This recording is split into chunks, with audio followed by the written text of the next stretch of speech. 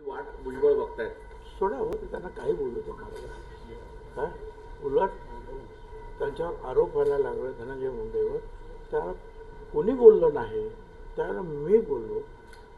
हे योग्य होणार नाही.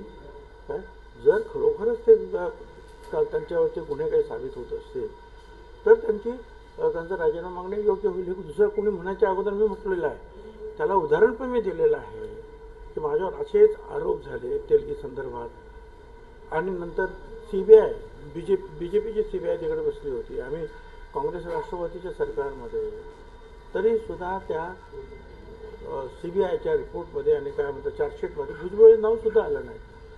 त्यामुळे माझं उपमुख्यमंत्रीपद गेलं, माझं होम मिनिस्टरपद गेलं आणि एक प्रकारचा कलंक जे आहे लागला, त्रास झाला.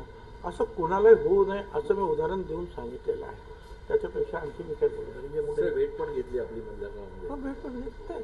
चौकशी करा, खरं असेल तर काय मुख्यमंत्री उपमुख्यमंत्री आहेत ते पाहतील ना काय करायचं. सर सगळी सरकारी कार्यालय